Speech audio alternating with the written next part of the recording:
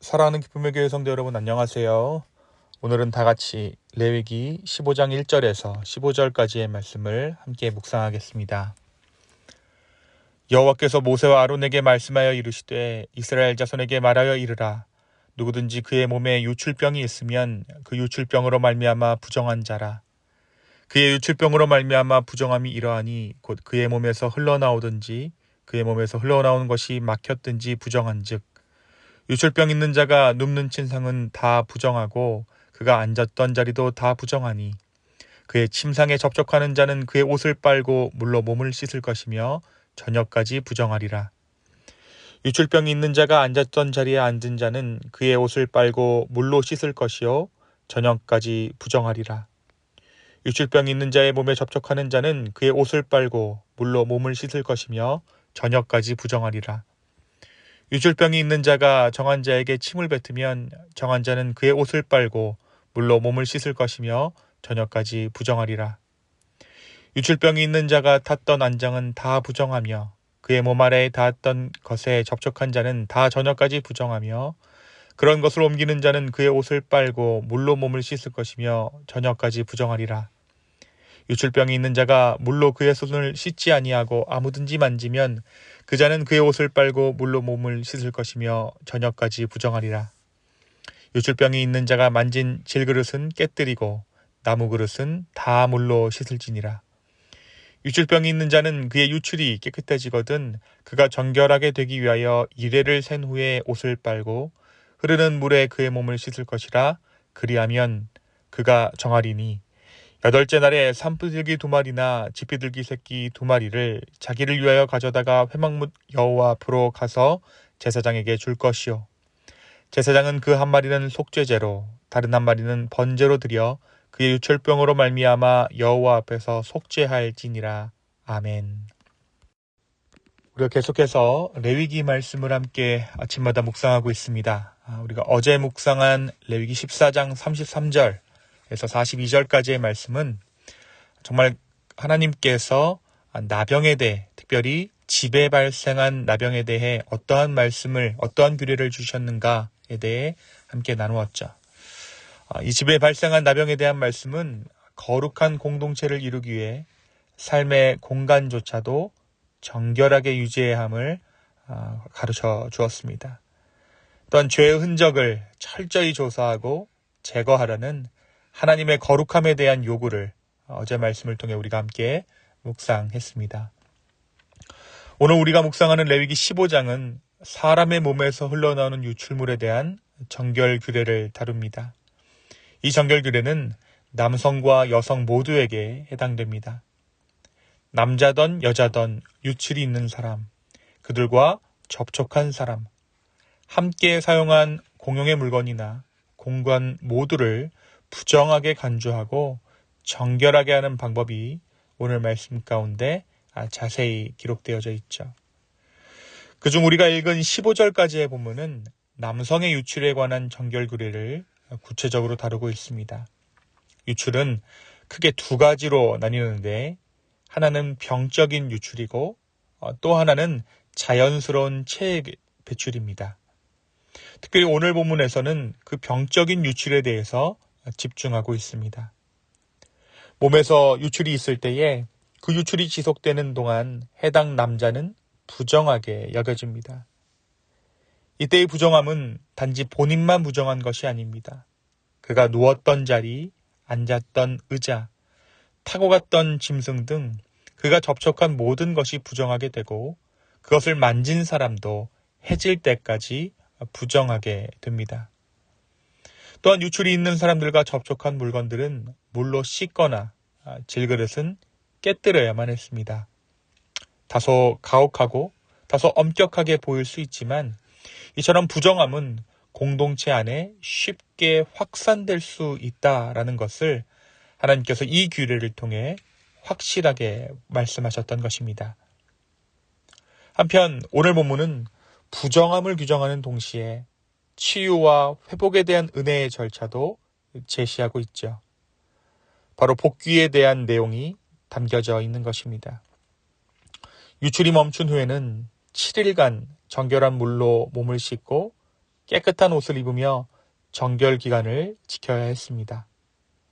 그리고 여덟째 날에는 속죄제와 번제를 드리게 되는데 이때 유출병이 걸렸다 복귀하는 자들은 하나님 앞에서 완전한 회복과 공동체 내에서의 정결함을 회복할 수 있었습니다. 사랑하는 성도 여러분, 오늘 말씀은 우리에게 무엇을 말해주고 있습니까? 가장 먼저 하나님께서 오늘 이 규례를 이스라엘 백성들 가운데 주신 목적은 단순히 이스라엘 백성의 삶을 불편하게 만들기 위한 것이 아니라 그들을 부정함에서 떠나게 하기 위함이라는 데 있습니다. 여기서 떠난다라는 말은 단순히 회피하거나 도망친다라는 의미가 아닙니다. 그것은 구별된다라는 뜻이죠. 다시 말해 하나님의 거룩하심에 동참하시도록 부르시는 하나님의 초청이 오늘 말씀 가운데 담겨져 있는 것입니다. 우리는 종종 규례나 율법이라는 단어를 들을 때 그것이 억압적이고 사람들을 속박한다, 힘들게 하는 수단이라고 오해하기 쉽습니다. 그러나 하나님께서 주신 모든 규례의 본질은 억압이 아니라 훈련과 보호, 그리고 회복에 있습니다. 그 회복 중에서도 바로 정체성의 회복에 이 규례의 본질이 있는 것이죠. 하나님께서는 우리가 죄된 세상 한가운데 살아가면서도 하나님의 백성으로서 자신을 날마다 돌아보고 구별된 존재로 살아가기를 원하십니다. 왜냐하면 아무리 좋은 것, 아무리 고귀한 선물이라고 하더라도 죄성을 가진 인간은 그것을 자신의 욕망을 채우기 위한 수단으로 왜곡하고 오용할 수 있기 때문입니다. 사랑하는 성도 여러분, 규례를 지키는 것이 곧 하나님의 은혜에 합당하게 반응하는 삶이다라고 오늘 말씀이 기록합니다. 이 규례는 예수 그리스도 안에서 성취되었기에 우리가 거룩하다라는 것은 오늘 그리스도 가운데 순종하는 마음이 우리를 거룩하게 하는 줄로 믿습니다. 오늘 주 예수 그리스도께 순종하여 주 앞에 거룩한 하루를 보낼 수 있는 저와 여러분 되었으면 좋겠습니다.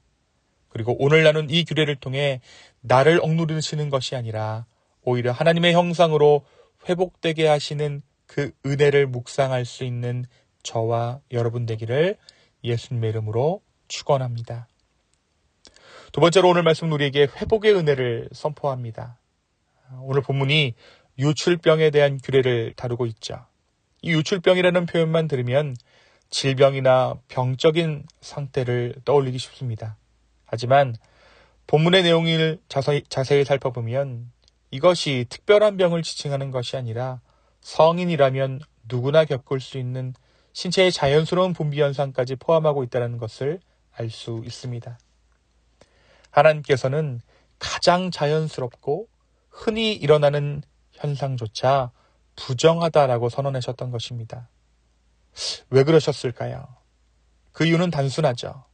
하나님께서 우리에게 말씀하시는 바는 우리의 부패함이 얼마나 깊고 뿌리 깊은지를 드러내시기 위함입니다. 우리는 종종 우리의 죄를 그저 자연스러운 것으로 여기고 그것을 핑계 삼아 정당화하려 합니다. 이건 누구나 그렇습니다. 그냥 본능적인 것이지 않습니까? 라고 말하게 된다는 것이죠. 하지만 하나님께서는 오늘 말씀 가운데 분명히 말씀하십니다. 너의 본성 자체가 정결함을 필요로 한다. 너의 존재가 정결함을 요구한다. 그러나 오늘 말씀이 더욱 은혜로 다가오는 이유는 하나님께서 이러한 부정함을 그냥 정죄하는 데서 그치지 않으신다라는 것입니다. 그 부정함을 깨끗하게 하시는 그 길을 마련해 주셨다라는 것입니다. 속죄제와 번제를 드려 정결케 되는 절차는 단순한 종교적인 의식이 아닙니다. 그것은 그리스도의 피를 통한 정결함의 예표입니다. 예수 그리스도께서 십자가에서 흘리신 그 보혈이 우리 안에 깊이 배어있는 죄성과 오염됨까지도 완전히 씻어주신다는 하나님의 회복의 메시지가 오늘 말씀 가운데 담겨져 있습니다. 사랑하는 여러분, 오늘도 우리는 가장 자연스러워 보이는 죄의 유혹 앞에서 이건 그냥 원래 그런 거야 라고 합리화하고 있지는 않습니까? 그러한 유혹 앞에서 다시 한번 그리스도의 피로 나아가야 합니다. 주님 앞에 서는 순간 우리는 그분의 피로 인해 정결함을 입고 새로운 존재로 회복될 수 있습니다.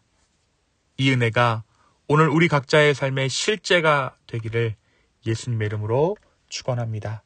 이 시간 함께 기도하시겠습니다. 주님, 우리가 죄인입니다.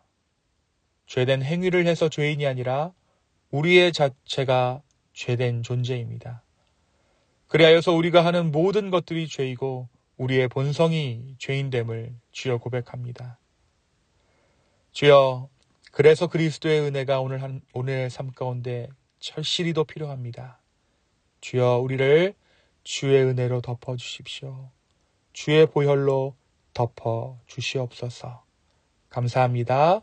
이 모든 말씀 예수님의 이름으로 기도하였습니다. 아멘.